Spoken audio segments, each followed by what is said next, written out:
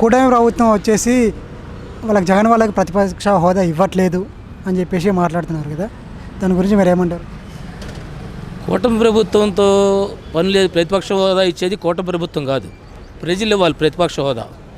ప్రజలు ఇచ్చిన తీర్పు నీకు ఆ విధంగా ఉంది. ఒక సైకో పరిపాలన ఇక మాకొద్దు, ఈ సైంధవుడు మాకొద్దు, ఈ అవినీతిపరుడు మాకొద్దు. ఇలాంటి అతనికి మళ్ళీ ఇదే ఆఖరిసారి ఇక ముఖ్యమంత్రి అయ్యే అవకాశమే లేదు ఈ రాష్ట్రానికి. ఇతనికి అవకాశం ఇవ్వకూడదు అనేది ప్రజలు చారిత్రాత్మకంగా తీర్పిచ్చారు. ఆ తీర్పును శిరసావహించి నువ్వు నడుచుకోవాలి. నీకేదో ఫెసిలిటీస్ లేవని ఫెసిలిటీస్ కోసం, ఏ హోదా కోసం, పక్కన చుట్టుపక్కల మంది మార్పుల సెక్యూరిటీ కోసం నువ్వు ప్రతిపక్ష హోదా అదుగుతున్నావు. కానీ ప్రజల కోసం పనిచేసేవాడికి ప్రతిపక్ష హోదా అవసరం లేదు. ఏ స్థాయిలో ఉన్నాయినా మాట్లాడవచ్చు. వాళ్ళ ప్రజలుగా మేము మాట్లాడుతున్నాం, అవినీతి గురించి మాట్లాడుతున్నాం, ప్రభుత్వం అవినీతి చేస్తే మాట్లాడుతున్నాం, ఇంకేమైనా అస్మర్థ కార్యక్రమాలు కలాపాలు చేస్తే మేము మాట్లాడుతాం. అలాంటిది నువ్వు ఒక ఎమ్మెల్యేవి, మాజీ ముఖ్యమంత్రివి, నీకు ప్రతిపక్ష హోదా ఎందుకు? ఉమ్మడి రాష్ట్రంలో 94లో కాంగ్రెస్కి 26 సీట్లు వచ్చినాయి, 294 సీట్లు. ఆ రోజున కాంగ్రెస్ ప్రతిపక్ష 26 సీట్లు మేము ప్రతిపక్ష హోదాని ఆయన ఇంట్లో కూర్చోలేదు. ఏదైతే రాజ్యాంగం ప్రకారం మనకు 10% ఉండాలి, అంటే దగ్గర 18 సీట్లు రావాలి.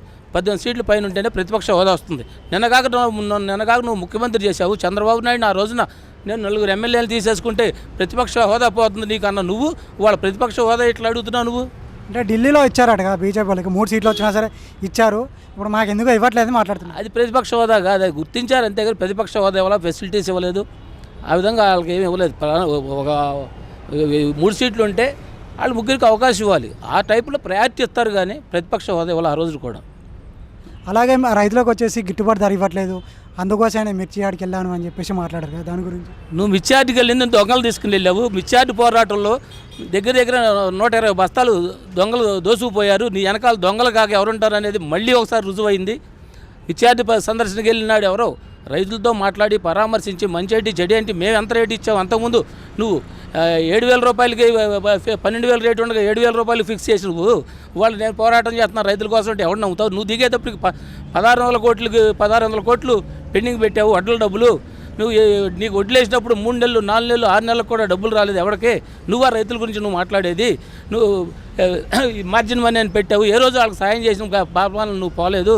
ఏ డ్యాములు కట్టుకుపోతేనే నువ్వు రైతులు ఇబ్బంది పడితేనే నువ్వు పోలేదు. నువ్వు అట్లా అంటే నువ్వు ఆ రైతుల గురించి మాట్లాడేది అని మేము ప్రశ్నిస్తున్నాం అతన్ని. ఇప్పుడు మన జగన్ గారు పవన్ కళ్యాణ్ గారు ఏమన్నారంటే కార్పొరేటర్కి ఎక్కువ ఎమ్మెల్యేకి తక్కువ అనేసి అన్నారు, దాని గురించి మీరేమంటారు? కార్పొరేటర్కి ఎక్కువ ఎమ్మెల్యే తక్కువ అనేది ప్రజలేమో ఆయన్ని 63% మెజార్టీతో పవన్ కళ్యాణ్ గెలిపించారు. నీకు మాజీ ముఖ్యమంత్రి 61% నిన్ను గెలిపించారు. మరి నువ్వు ఎక్కువ ఆయన ఎక్కువ నువ్వే ఆలోచించుకోవాలి. ఇంకోటి ఏమన్నారంటే జీవితంలో ఒక్కసారి ఎమ్మెల్యేగా గెలిచినామేమో, అది కూడా పొత్తు పెట్టుకొని అనేసి అన్నారు. అంటే నిజంగానే పవన్ కళ్యాణ్ గారు పొత్తు పెట్టుకోకుంటే గెలవకపోనంటారా? పొత్తు అనేది వాళ్ళ అవసరాల కోసం ముందు పెట్టుకోలేదు. పొత్తు రాష్ట్ర పరిస్థితి అతలాకుతం అయిపోతుంది, ఆర్థికంగా నష్టపోతుంది. ఆంధ్రప్రదేశ్ ఏమైపోతుందో అర్థం కాని పరిస్థితుల్లో ఆంధ్రప్రదేశ్ చాలా నష్టపోతుంది. ఇక ముందు తరాల వరకు ఆంధ్రప్రదేశ్ అనే రాష్ట్రం ఉండదు. ఇలాంటి నాయకుడు ఉంటే, ఇలాంటి దరిద్రులు ఉంటే, ఇలాంటి అవినీతి పరుడు ఉంటే ముందు తరాలకి యువతకు కానీ ఉద్యోగాలు కానీ ఆంధ్రప్రదేశ్ బాగుపడే అవకాశాలు ఉండవనే ఉద్దేశంతో రాష్ట్ర ప్రజల కోసం మన ఆంధ్రప్రదేశ్ కోసం వాళ్ళు ఇట్లా నాశనం చేస్తున్నాడు, ఈ విధంగా పాడు చేస్తున్నాడు, ఈ విధంగా వైన్స్ మట్టి శాండు అన్ని భూములు అన్నీ దోచుకుంటున్నాడు, ఏమో గవర్నమెంట్ భూములు తాకట్టు పెడుతున్నాడు. ఈ ఆంధ్రప్రదేశ్ దుస్థితి ఏంటనేది ఆలోచించి ప్రజలు గట్టి నిర్ణయం తీసుకుని తగిన బుద్ధి చెప్పారు అతనికి. నువ్వు రాబోయే తరంలో నువ్వు అసలు ఎమ్మెల్యేగా గెలుస్తావు కూడా నమ్మకం లేదు. రేపు పులివెందుల్లో మళ్ళీ పోటీ చేసినా నువ్వు గెలిచే పరిస్థితి లేదు. ఎందుకంటే ముఖ్యమంత్రి ఇది ఆఖరిసారి నీకు ముఖ్యమంత్రి ఛాన్స్ పోయింది. నువ్వు బతికొండగా ముఖ్యమంత్రి కాలేదు. జైలు ఎప్పుడు వస్తాడు జగన్ అని జైలు ఏమో చూస్తుంది. అక్కడే ఉన్న ఇక్కడ నిన్న కాకపోయినా అరెస్ట్ అయిన వాళ్ళ మనుషులు జైలుకి వెళ్తే వాళ్ళు కూడా అక్కడ ఖైదీలు అడుగుతున్నారు జగన్ కూడా వస్తాడంట, కానీ ఎప్పుడు వస్తాడని. దానికోసం వాళ్ళు కూడా ఎదురు చూస్తారు నీకు స్వాగతం పలకడానికి. నువ్వు ఆ జైలుకి వెళ్తావేమో కానీ నువ్వు ఎమ్మెల్యే వావో ముఖ్యమంత్రి వావు నువ్వు. సో వీళ్ళు పదవిలోకి వచ్చేసింది వీళ్ళ కక్షలు తీర్చుకోవడానికే పదవిలోకి వచ్చారనేసి మాట్లాడుతున్నారు, దాని గురించి ఏమంటారు? కక్షలు తీర్చుకోవడానికి కాదండి, నువ్వు చేసిన ఏదైతే నోటిదోల వాగుడు ఓసాని కృష్ణమురళి కానీ, లేకపోతే కిడ్నాప్ కేసులో వంశీ కానీ, పార్టీ ఆఫీస్ ధ్వంసం చేసిన కేసులో వంశీ కానీ, లేకపోతే ఇది దువ్వాడ జగన్నాథ్ గారు కూడా పేరు వస్తుంది. దువ్వాడ జగన్ గారి మాట ఒక ఉప ముఖ్యమంత్రిని పట్టుకుని నెలకు 50 కోట్ల దగ్గర చంద్రబాబు నాయుడు దగ్గర తీసుకుంటున్నావు ఆ మాట అనొచ్చండి. నువ్వు నీ లీలలేంటే నువ్వు మీడియాలో వచ్చే లీల నువ్వు దాటికి సమాధానం నువ్వు చెప్పుకో. వాళ్ళు పవన్ కళ్యాణ్ అనాల్సిన అవసరం నీకు లేదు.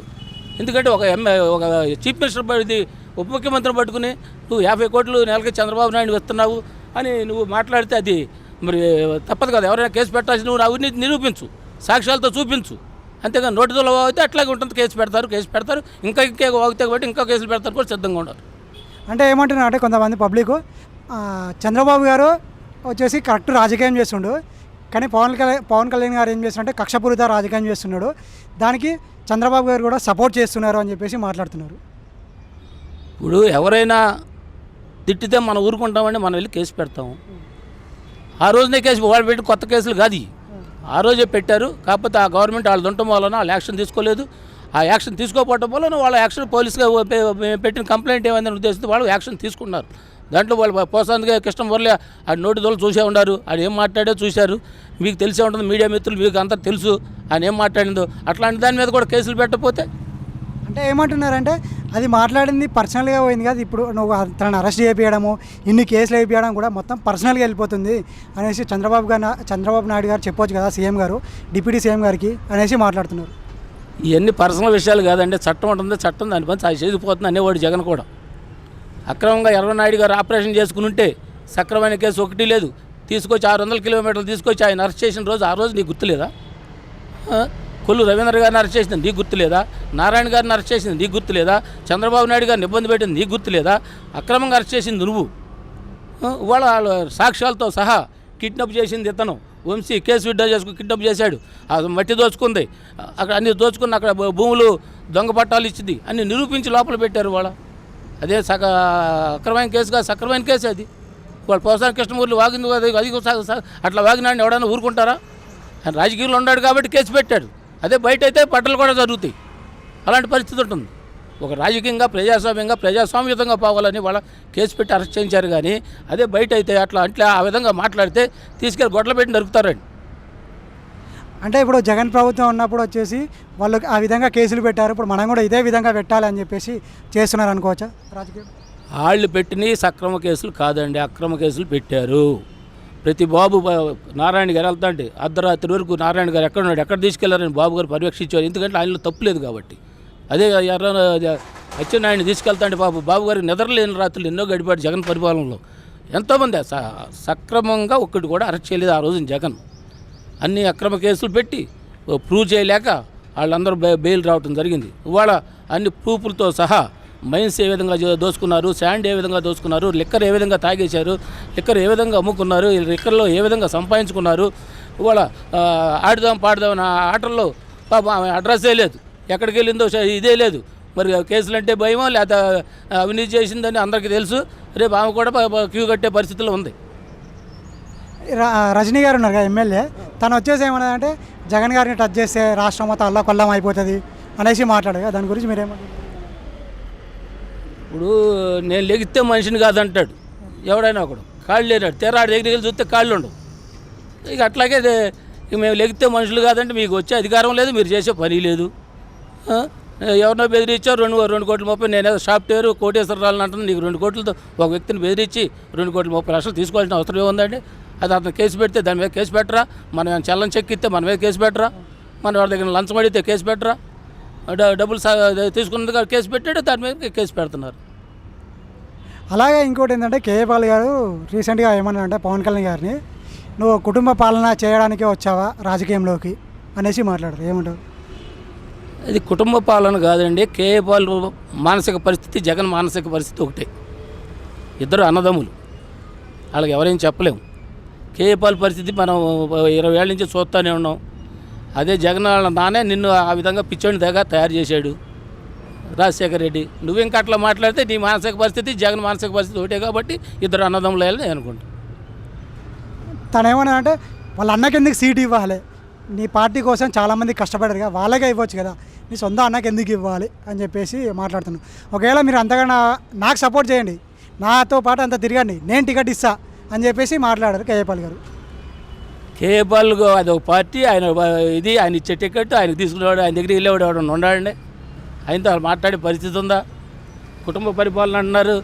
జగన్ వాళ్ళ సొంత బాబానే చెప్పు దెబ్బలు కొట్టి నువ్వు రిజైన్ చెయ్యి, నేను ఎంపీగా పోటీ చేయాలి ప్రెజర్ తెస్తే సోనియా గాంధీ ఆ రోజున తిట్టి జగన్ ఇది చేసింది. అదే మరి ఆ రోజు నువ్వు ఎంపీగా పోటీ చేసావు, మరి అది కుటుంబ పాలన కాదా? నీ బాబు ఏమో ముఖ్యమంత్రి, నువ్వు ఎంపీ, మరి అది కుటుంబ పాలన కాదా? అలాగే ఇప్పుడు నెక్స్ట్ టైం మన జగన్ గారు వచ్చే ఛాన్సెస్ ఏమైనా ఉంది అంటారా? ఇక నువ్వు నా వయసులో నీ వయసులో కూడా నువ్వు చూడలేవు. ఎందుకంటే నీ వయసు జగన్ వయసు అటు ఇటుగా ఉంటుంది. ఇక నువ్వు చూడలేవు, నేను చూడలేను. ఇంకా ఆయన ముఖ్యమంత్రి అవ్వాలి. వాళ్ళు ఆంధ్రప్రదేశ్ తరాలుగా అతను ముఖ్యమంత్రి అయితే వాళ్ళ పిల్లలు కూడా చెప్పేశారు, బాబు నువ్వు రేపు కూడా మీరు ఎప్పుడన్నా మేము ఉండాలి, లేకపోయినా మీరు జగన్కి ఓటేయొద్దని ఇప్పుడు వాళ్ళ పిల్లలు కూడా వాళ్ళకి ట్యూన్ చేశారు పెద్దవాళ్ళు. ఇక జగన్ ముఖ్యమంత్రి అయ్యే ఛాన్సే లేదు. ముఖ్యమంత్రి అయితే పగటికాలుగా అంటూ ఉంటాడు, అంతకన్నా లేదు.